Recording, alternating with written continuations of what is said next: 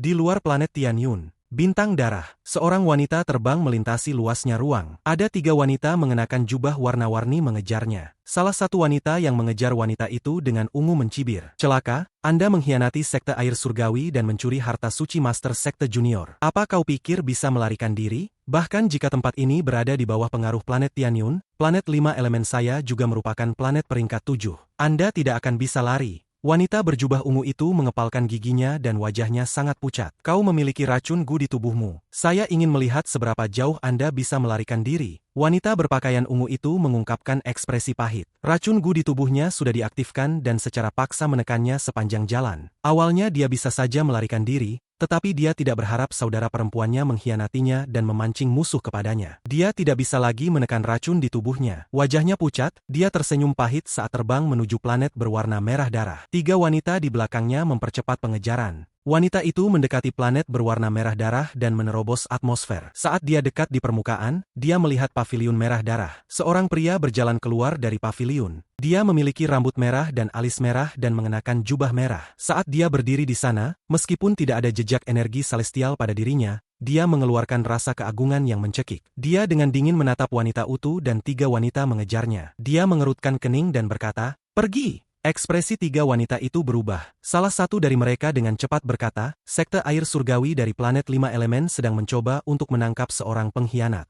Saya harap senior tidak akan campur tangan. Kilatan dingin muncul di mata pria itu. Dia kemudian melambaikan lengan bajunya, menyebabkan embusan angin menghantam ketiga wanita keluar dari planet berwarna merah darah. Siapa namamu? Nama Junior adalah Zixin, seorang kultivator dari planet Suzaku. Wanita berjubah ungu itu menatap orang di depannya. Orang ini mampu mengirim orang-orang mengejarnya dengan satu gelombang lengan bajunya. Kultivator semacam ini terlalu menakutkan. Di planet Suzaku, negara Chu, sekte awan langit. Sekte awan langit berbeda dari sebelumnya. Negara Chu dinaikkan ke negara budidaya peringkat 4 oleh Suzaku saat ini, Zoutai. Meskipun hanya peringkat 4, lingkup pengaruhnya adalah yang terbesar di antara negara-negara peringkat 4. Bahkan semua negara peringkat 5 harus menghormati saat mereka berada di Chu, terutama ketika menghadapi sekte awan langit. Ini karena hampir semua orang yang mengalami peristiwa beberapa ratus tahun semua tahu tentang seorang kultivator bernama Wang Lin. Orang itu sendirian melancarkan gelombang besar di planet Suzaku. Setelah sekte awan langit menjadi negara peringkat 4, mereka merobohkan sekte mereka. Kemudian, dengan bantuan seluruh negeri, mereka membangun patung raksasa dari batu roh berkualitas tinggi. Patung ini adalah milik seorang pria yang mengenakan pakaian hitam. Matanya menunjukkan ekspresi berpikir. Meskipun dia tidak tampan, dia mengeluarkan aura tirani. Tangan kanannya membentuk segel. Patung itu memancarkan keagungan mengerikan yang menyelimuti daerah sekitarnya. Ini adalah lokasi sekte awan langit. Itu juga sesuatu yang disembah oleh seluruh murid sekte awan langit yang tak terhitung jumlahnya. Itu juga sesuatu yang dihormati semua kultivator di Chu. Itu juga legenda untuk planet Suzaku. Saat ini ada satu orang tua dan satu anak muda berjalan menaiki tangga di sekte awan langit.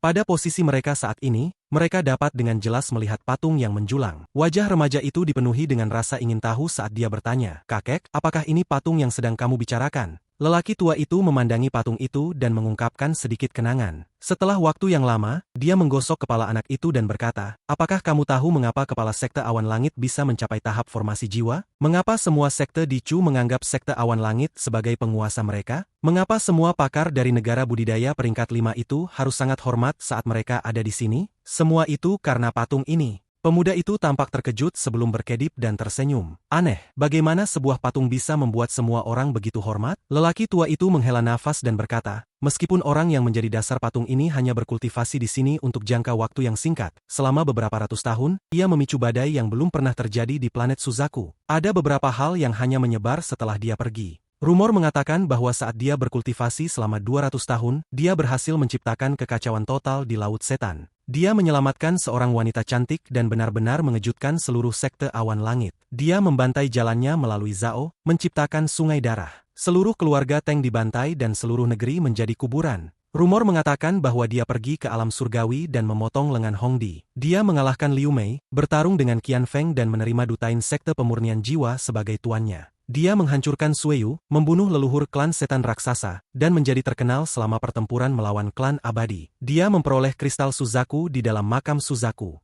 Setelah mengalahkan banyak orang lain, dia adalah orang pertama yang mendapatkan kristal Suzaku. Dia bisa mendapatkan gelar Suzaku, tapi dia menolaknya dan memberikannya kepada Suzaku saat ini. Zhou Tai, pemuda itu berseru, dia menolak gelar Suzaku. Menurutmu mengapa Suzaku saat ini datang dan diam-diam menatap patung ini setiap kali terjadi peristiwa besar? Di planet Suzaku, sebelum orang itu lahir, Tanah Suci adalah Gunung Suzaku. Sekarang Tanah Suci adalah sekte awan langit. Mulut pemuda itu terbuka lebar. Dia telah mendengar tentang semua ini sebelumnya, tetapi tidak pernah sedetail hari ini. Jantungnya berdetak lebih cepat dan wajahnya yang kecil dipenuhi dengan kegembiraan saat dia berkata, "Kakek, aku ingin menjadi seperti dia di masa depan." Siapa namanya? Kemana dia pergi? Namanya Wang Lin. Aku juga tidak tahu kemana dia pergi, tapi kemanapun dia pergi, orang seperti itu akan tetap mendominasi. Pria tua itu menghela nafas dan tersenyum pahit. Kakekmu pernah berurusan dengannya, tapi aku takut dia sudah lama melupakan siapa aku. Pemuda itu akan berbicara dengan gembira saat raungan harimau datang dari bawah gunung. Raungan harimau ini dipenuhi keagungan dan menyebabkan pohon-pohon bergetar. Pada saat yang sama, seekor harimau besar melompat dari bawah gunung menuju puncak. Ada seorang wanita duduk di belakang harimau. Dia berusia sekitar 20 tahun dan mengenakan pakaian putih.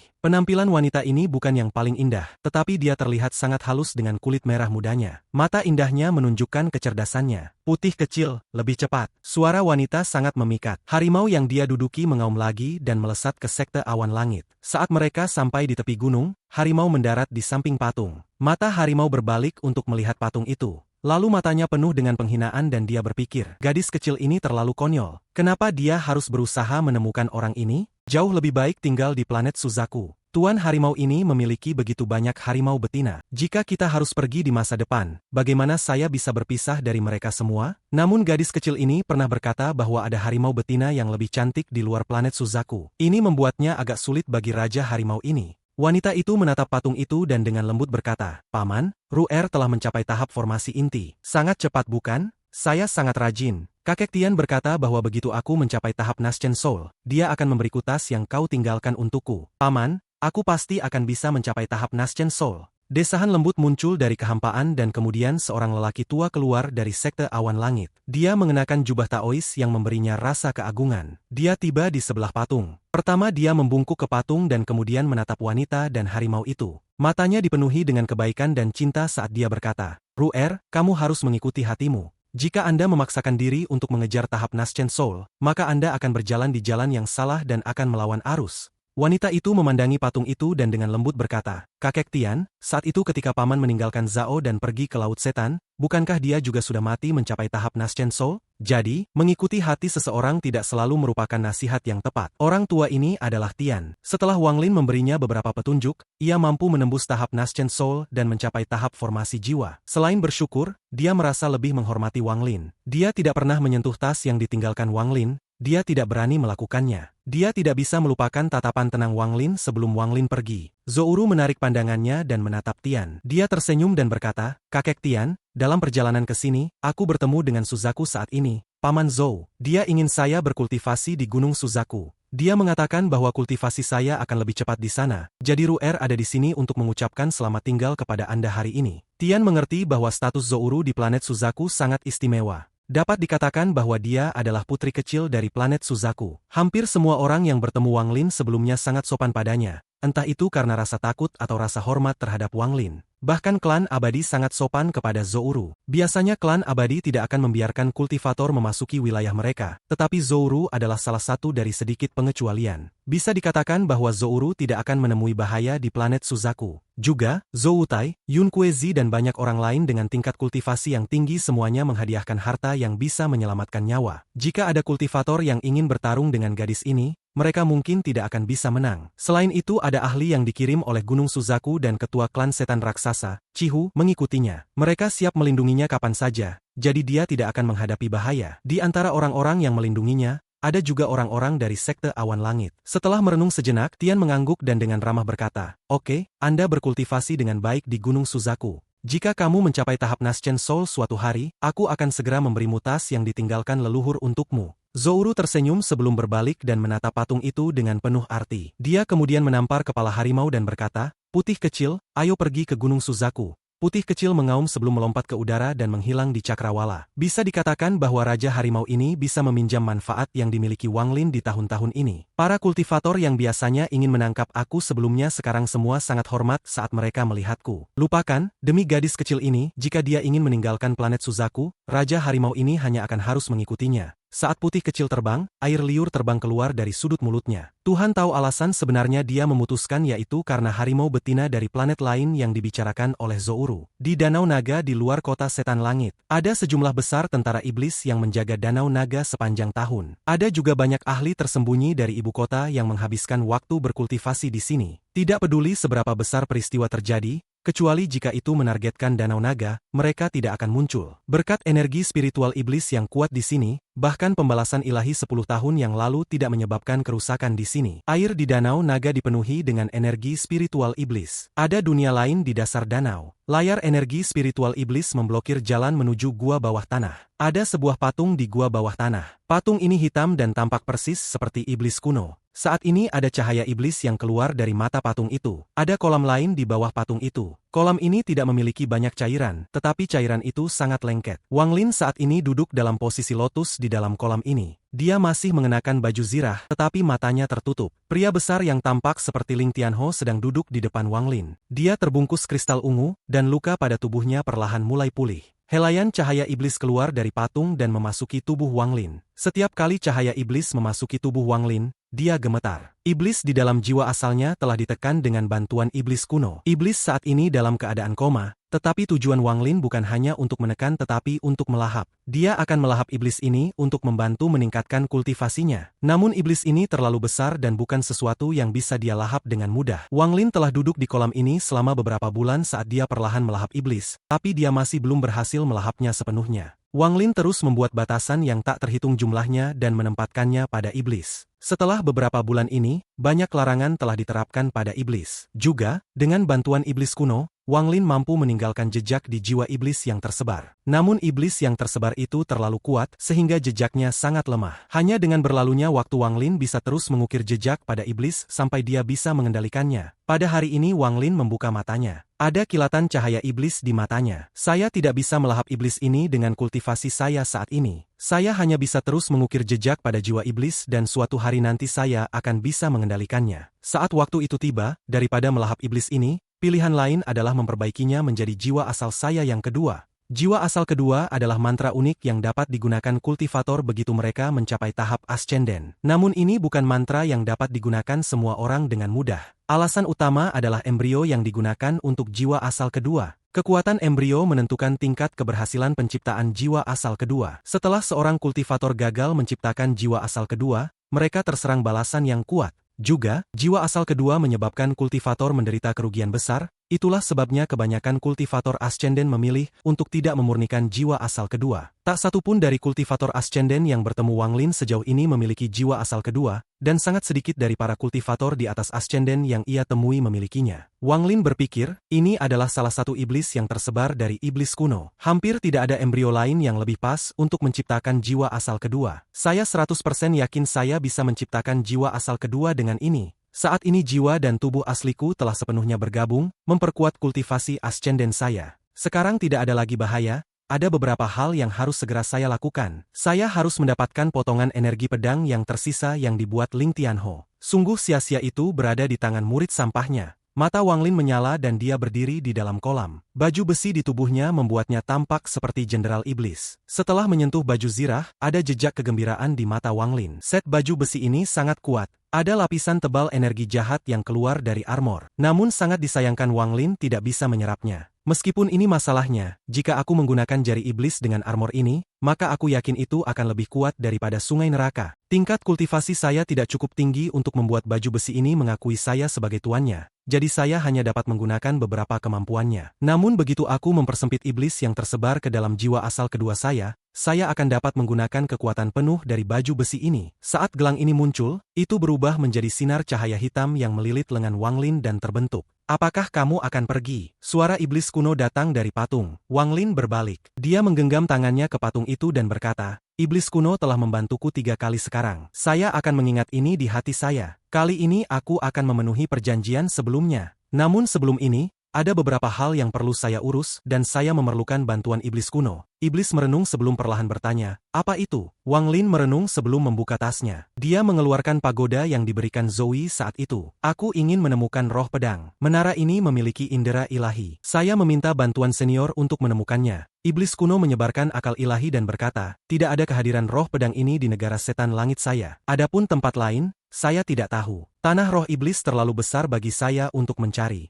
Jika Anda dapat membantu saya mengambil salah satu dari iblis kuno, saya akan dapat menggunakan mantra pencarian luas setelah saya menyerapnya. Saat ini tidak mungkin bagi saya untuk melakukannya dengan kekuatan saya saat ini. Jika Anda memiliki menara iblis kuno, Anda dapat menyebarkan indera ilahi Anda juga. Wang Lin menarik pagoda dan mengangguk. Kemudian dia menunjuk pria besar yang dikelilingi oleh kristal ungu dan berkata, aku ingin orang ini. Iblis kuno merenung lama kali ini dan kemudian berkata, aku akan memberikannya kepadamu, tetapi kamu harus mengambil iblis kuno untukku dalam 100 tahun. Mata Wang Lin menyala dan dia mengangguk. Aku ingin memasuki warisan iblis kuno dan memahami ranah misterius itu. Menggunakannya untuk memperhalus mantraku. Masalah ini tidak sulit, tapi aku sudah banyak membantu kamu dan memenuhi janjiku kepadamu. Kamu, di sisi lain, belum melakukan apa-apa. Jadi kita bisa membicarakan ini setelah kamu mendapatkan iblis kuno. Wang Lin tersenyum. Baik, tapi akan sulit bagiku untuk melakukan ini hanya dengan satu orang. Mulai hari ini dan seterusnya, kamu adalah utusanku. Identitasmu sekarang di atas Kaisar Iblis. Negara setan langitku akan secara resmi memulai perang dengan negara setan api sebagai cara untuk membantu Anda.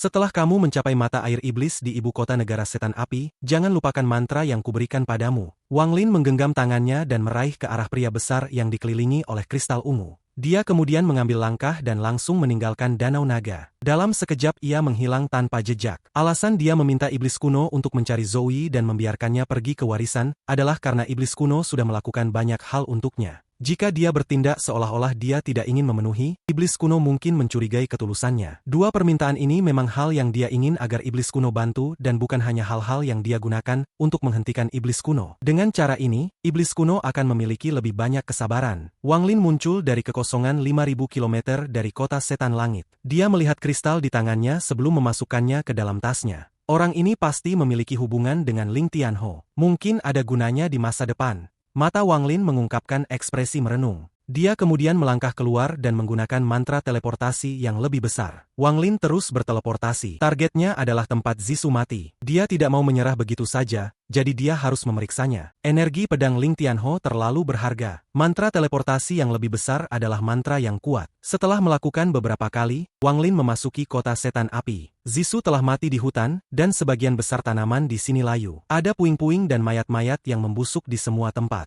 Ini sudah beberapa bulan. Namun mayat Zisu masih ada di sini. Ada cahaya keemasan samar dari mayatnya, dan ada banyak binatang dan burung di sekitarnya. Awalnya mereka datang ke sini untuk berpesta mayat, tetapi begitu mereka mendekati mayat Zisu, mereka langsung mati. Pada hari ini sinar cahaya biru datang dari kejauhan. Itu adalah seorang pria parubaya yang mengenakan jubah biru. Setelah dia menyebarkan perasaan ilahi, dia menemukan mayat Zisu di tanah. Kemudian dia segera turun dan tiba 100 kaki dari mayat Zisu. Ini tempatnya. Seperti yang saya harapkan, orang ini pasti memiliki harta di tubuhnya atau tidak mungkin energi pedang semacam ini dilepaskan. Mata pria parubaya itu dipenuhi dengan kegembiraan saat dia menatap mayat Zisu. Zisu mati di lokasi yang sangat terpencil. Kecuali jika seseorang melihat dengan cermat, akan sangat sulit untuk menemukan mayat ini. Metode kultivasi pria parubaya ini memungkinkannya untuk mengambil alih burung dan binatang buas. Meskipun indera ilahinya tidak kuat, saat ia berkultivasi, burung yang ia miliki menemukan mayat ini. Orang ini terkejut dan segera menyadari ada sesuatu yang tidak beres. Jadi dia dengan cepat datang mencari mayat. Dia melihat tubuh Zisu dan menarik napas dalam. Kemudian dia membuka tasnya dan banyak kumbang hitam keluar. Mereka segera terbang menuju mayat. Namun, saat kumbang ini berada dalam jarak 100 kaki dari mayat, tubuh itu segera mengeluarkan semburan cahaya keemasan. Setelah kilatan cahaya keemasan, semua kumbang hitam dimusnahkan. Pria parubaya itu tidak kaget dan ternyata senang. Dia memandang tubuh Zisu dan bergumam, pasti ada harta karun di sini. Dia menarik napas dalam, tetapi tepat saat dia akan melanjutkan mengucapkan mantra, dengusan dingin datang dari belakangnya. Pria itu terkejut. Dia tersentak dan melambaikan tangan kanannya. Sejumlah besar awan hitam terbang keluar dari lengan bajunya. Awan-awan ini sebenarnya adalah serangga berukuran kecil yang tak terhitung jumlahnya. Kemudian awan hitam menerkam orang di belakangnya. Dengan menggunakan kesempatan ini, pria itu mundur beberapa langkah dan melihatnya. Tetapi kemudian dia langsung menghirup udara dingin. Ada seseorang mengenakan baju besi hitam berdiri dan dia dikelilingi oleh gelombang energi iblis yang mengerikan. Serangga yang dia lepaskan segera mati setelah mendekati orang ini. Ekspresi pria parubaya itu berubah dan dia mundur beberapa langkah. Kemudian dia menggenggam tangannya dan bertanya, "Mengapa teman ini mencegahku mengambil tubuh adik juniorku? Saudara junior Anda." Orang yang memakai baju besi adalah Wang Lin. Setelah dia tiba, dia melihat orang ini dipenuhi dengan sukacita sambil melihat tubuh Zisu. Tentu saja dia adalah adik juniorku. Kami adalah murid dari Sekte Hyun. Orang ini bernama Zouku, dan nama saya Tong Yun. Kami berdua datang ke Tanah Roh Iblis bersama-sama. Sebulan yang lalu Junior You dan saya berpisah. Saya tidak berpikir bahwa dia akan dibunuh. Jika bukan karena fakta bahwa Junior membawa objek pelacakan dari sekte yang melepaskan cahaya keemasan, saya tidak akan dapat menemukannya hari ini. Tong Yun memiliki ekspresi sedih dan perilakunya menunjukkan kesedihan.